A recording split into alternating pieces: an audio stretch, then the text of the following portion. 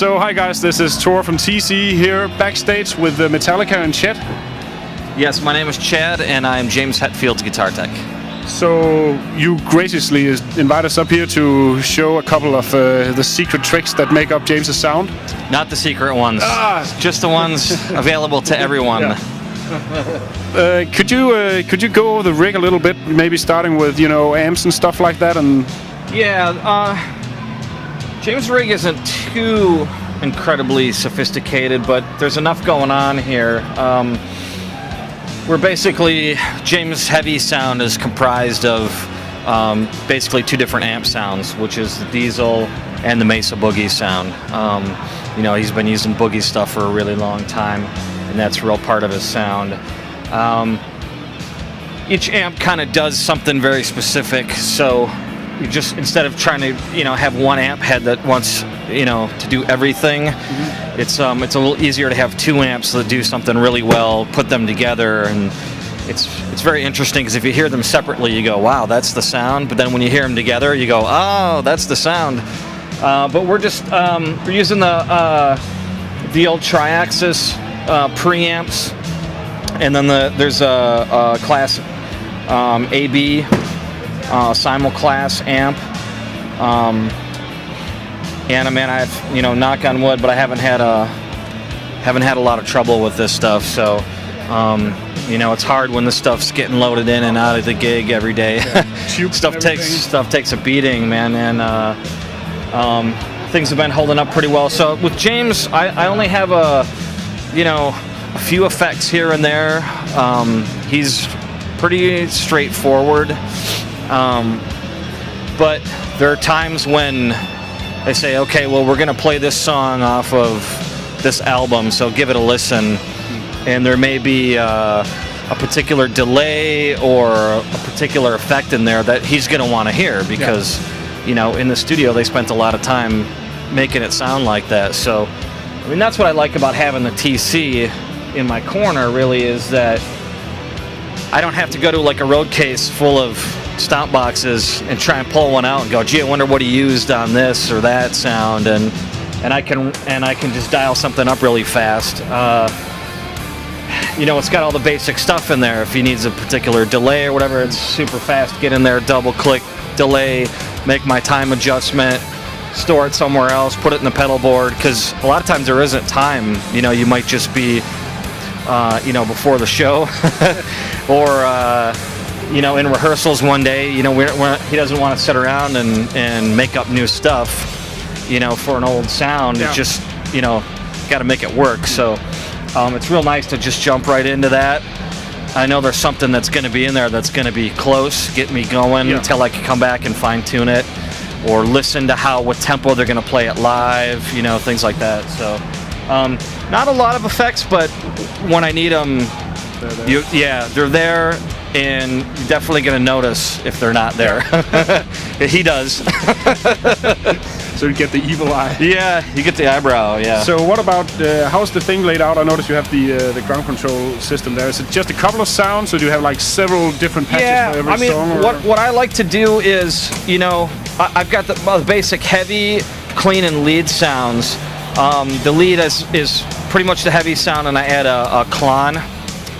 In there. A real one? Yes. Ooh. And we have real stuff around here. And then when we get to all these other specific songs where it has a particular delay that needs to be a certain tempo and things like that, then I'll just come up like one, for instance. It's the regular heavy sound.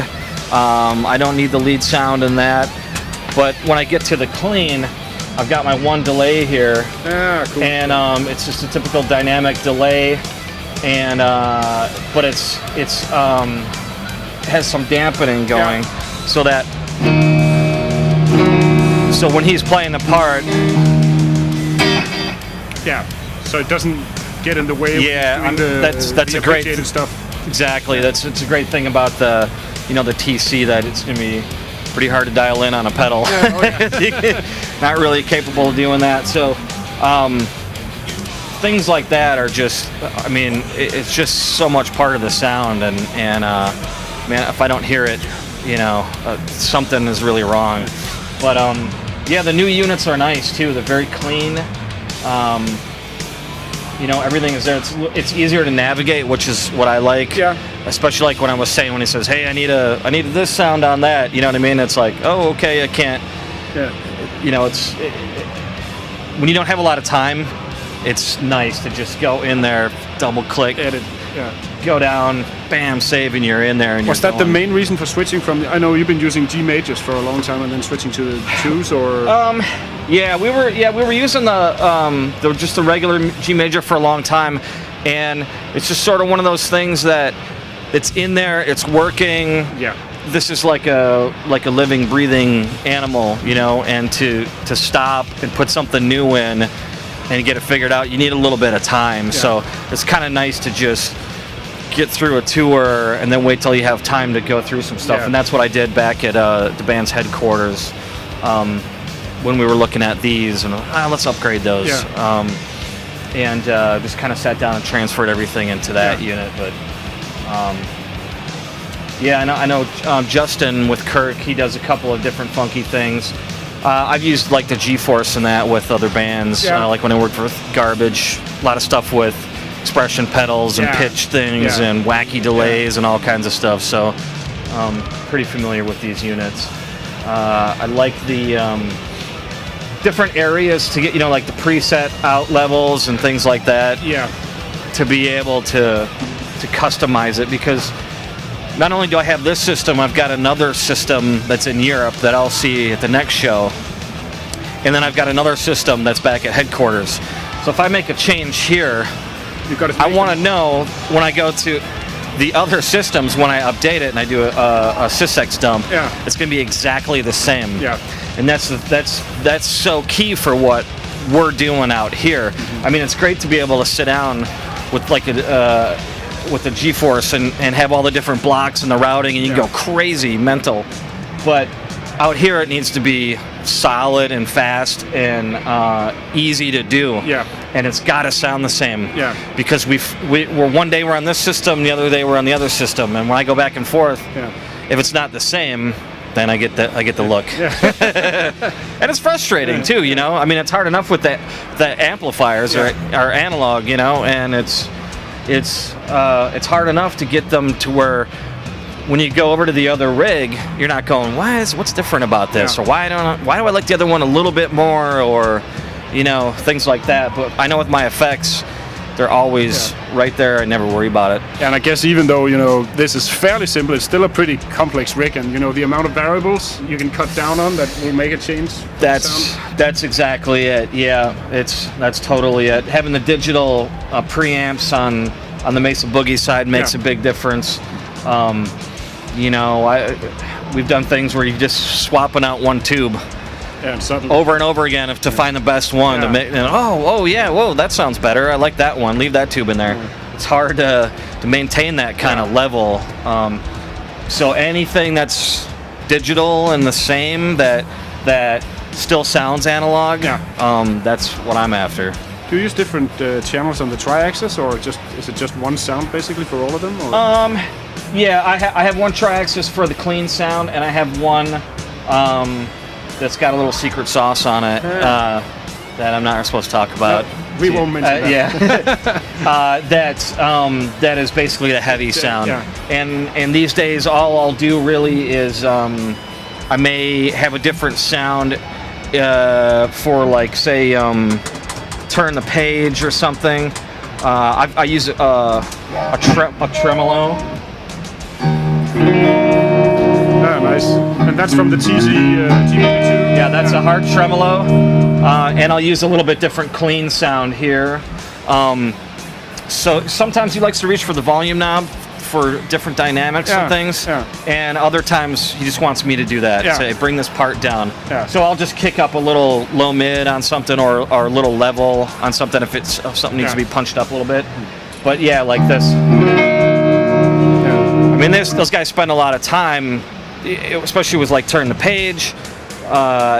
It's got to sound like a Fender amp. You know what I mean? And that's what that's what they use in the studio. Yeah. They take a lot of time and they use like the real stuff to get great sounds. So when we come out here, you want it to sound as authentic as you can. Yeah. So you do all the switching?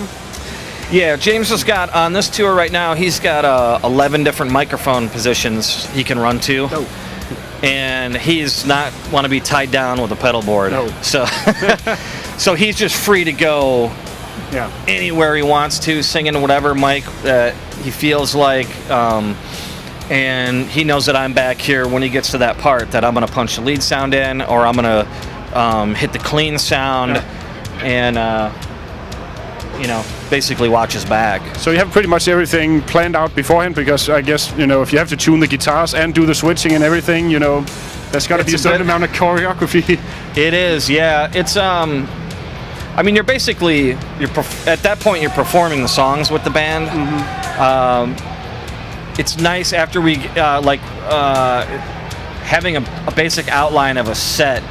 Where James and I know, hey, I'm going to meet you over here, without having to talk about it, and give you a guitar, and I got to do this one fast, and I got to do this change, you know, and I'll give you this when, you know, for this song, and all that. There's a lot of stuff going on, and you got to make sure you have the wireless turned on and the right preset start for the song and all that. So that's why I don't want to be turning around changing anything on my effects or doing any dialing anything in. If I don't have to, I can store it.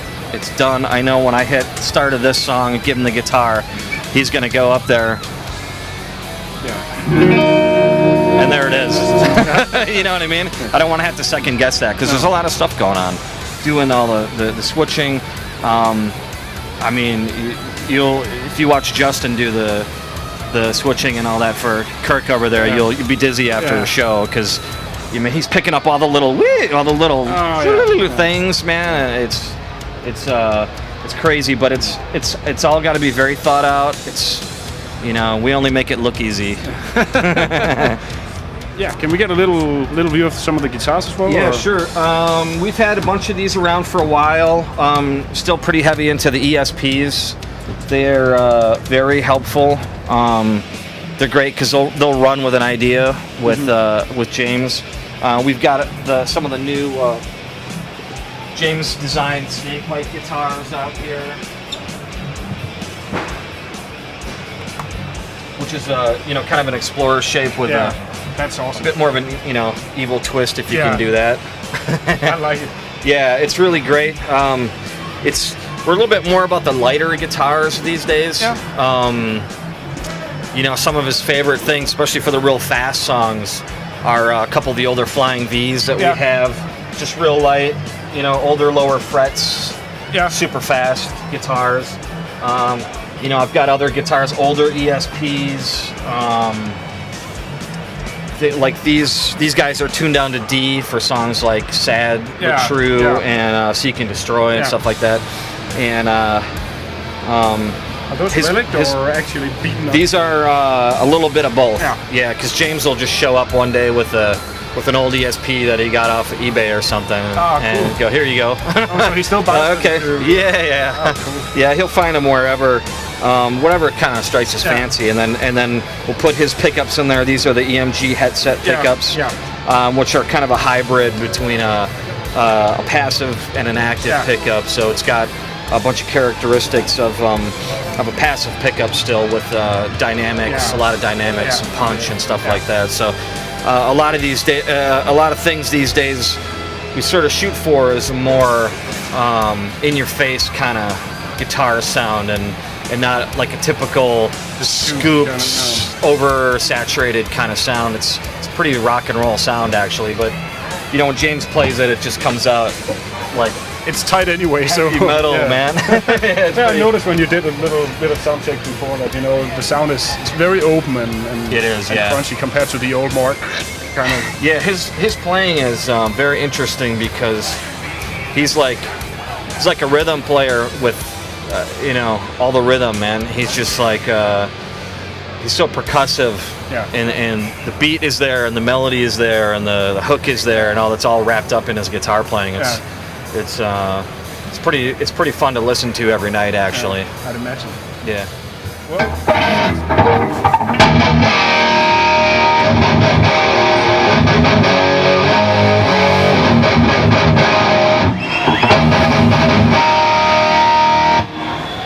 have all the attack of the pick in there because, like I said, it's so rhythmic.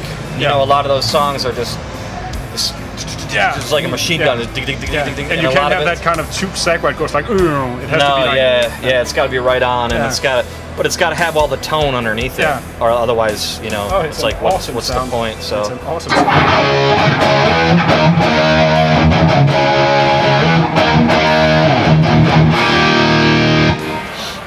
Good rig. Great. They like it out there Kids too. Love it. They recognize it. Thanks so much. You're welcome. Brilliant.